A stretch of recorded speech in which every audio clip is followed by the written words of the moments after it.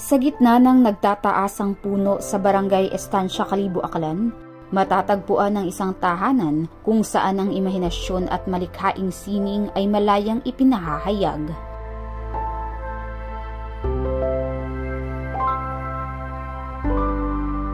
Ako si Nika Bautista at ito ang Kumusta Na, Aklan. Ito ang Dantayan Artist Village. Dito, bawat likha tila bumubulong ng mga kwento mula sa nakaraan, mga kwento, kultura at tradisyon na layong buhayin ito mula sa banta na posibleng mabura ng modernong panahon. Dantayan is a Filipino word where you normally would put things. Sabi niya, idantay mo dyan, or dantayan, meaning you just put it there. And the purpose of Dantayan Artist Village is to encourage young artists to continue and improve, develop their craft. Dito samut-saring obra ang makikita. May bonsai, penjing, terracotta, aquascape, paintings, at puppets na bibihira na lamang makita sa panahon ngayon. Pag lumabas ka ng puppet, tatakbo na o iiyak. Kasi ginawa kasi itong instrument ng horror movies eh. Pero ayun nga, yan. Ito gawa ko ito. Yan lang siya oh. Mga rubber band, tsaka spring. Hindi rin mawawala ang iba't ibang uri ng gulay na hitik sa bunga. May kalamansi, sili, pipino, pechay, papaya at iba pa. Mayroon ding makikitang hayop sa lugar tulad ng rabbit, bibe, kalapati, at mga ibon. Ang isa sa mga ito ay sumisipol pa. Sa aming pag-iikot sa lugar, tila hinila kami pabalik sa panahong simple dahil sa mga lumang kagamitan na kung tititigan ay para bang saksi ito sa piraso ng ating kasaysayan. Ilan sa mga kagamitang ito ang nasa 180 na koleksyon ni Mr. Emmanuel Saviet Racia de la Cruz na talibong Aklan na minana niya pa mula sa kanyang ama. In Aklan, we have two kinds of blade. One is sanduko and the other is talibong. In terms of size, shape, they're almost the same except for the purpose. Actually, sanduko is called the industrious brother. Ito yung masipag, and it is a blade that is used in almost all farm activities. Talibong on the other hand is we call it the lazy brother. Ito yung it is only used for two purposes. One is to kill, the other is to hurt another person. To preserve the honor or one's life. Higit pa sa patalim, ito ay naging simbolo ng tapang at karangalan.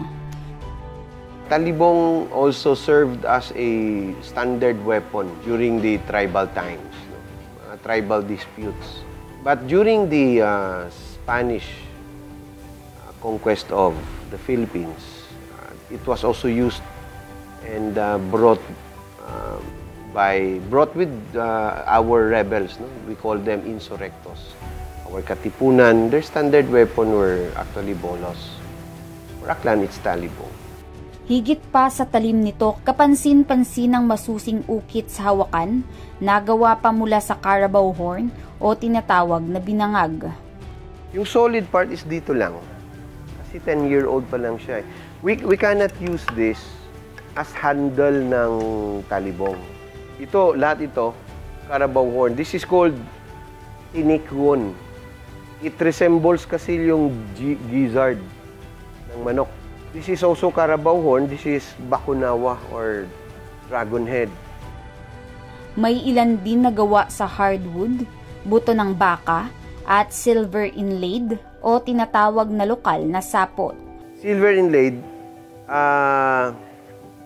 yung wood na handle, ni-wrap nila ng silver coins.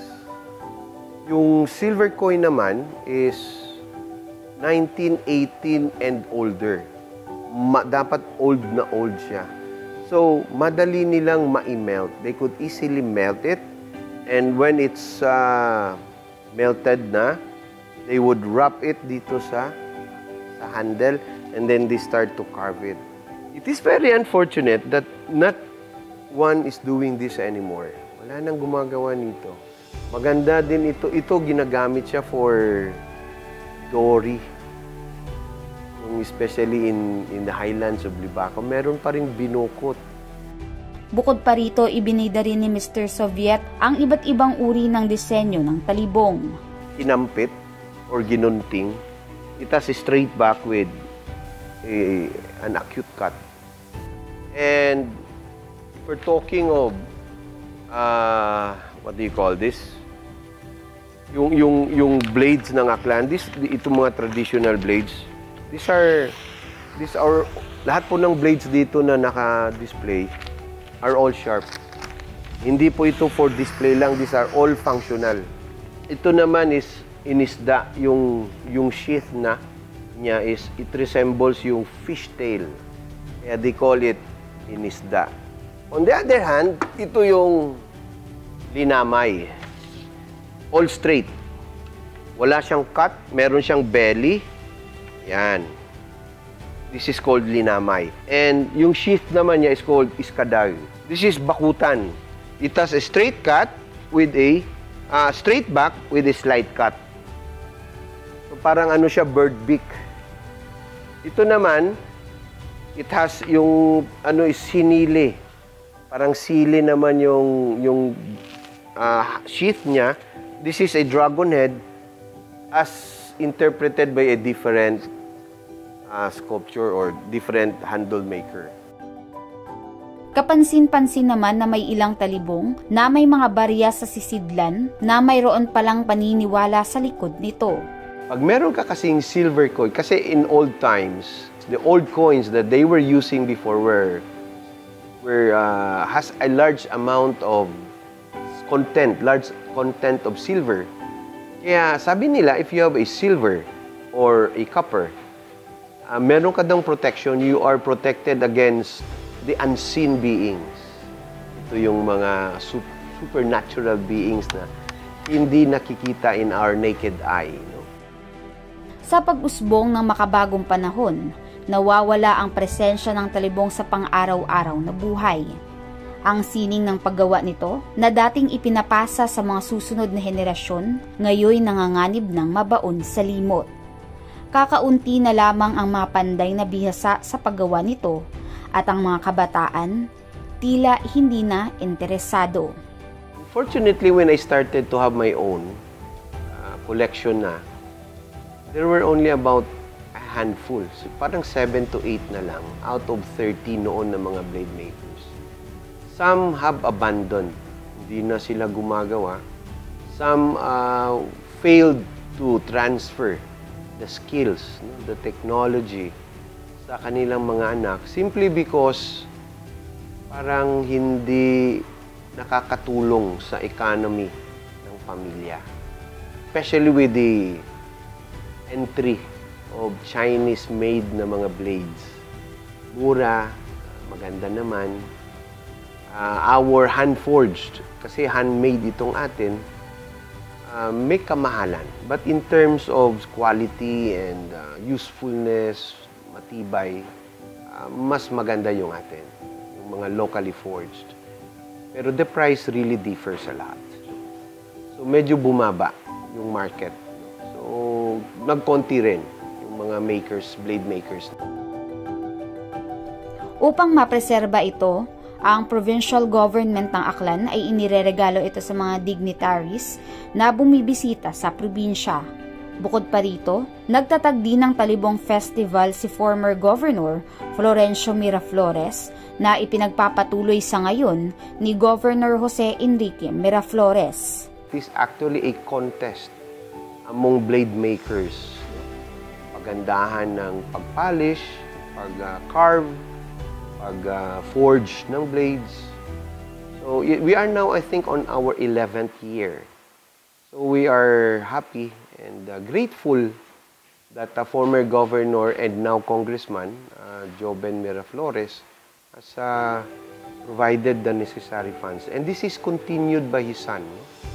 Nakakalungkot mang isipin, baka dumating ang araw na ang talibong ay isa na lamang exhibit sa mga museo. Bagamat may iilan pa ring nagbabantay sa apoy ng tradisyon, ang tanong, hanggang kailan ito mananatiling nag-aalab?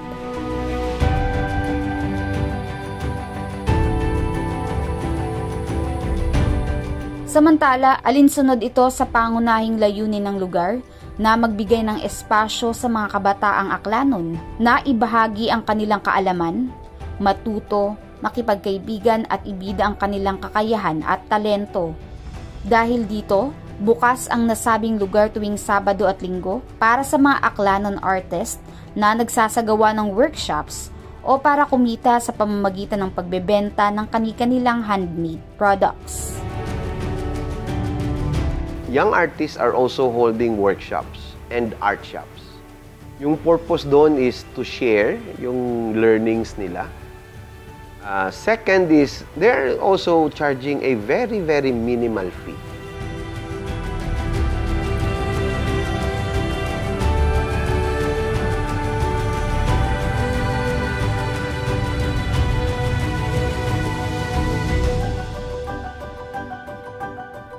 Sa bawat sulok ng Dantayan may sining, sa bawat sining may alaala.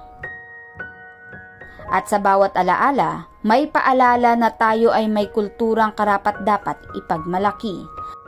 Ang Dantayan Artist Village ay hindi lamang lugar ng paglikha. Ito'y lugar na patuloy na bumubuhay sa ating makulay na pamana.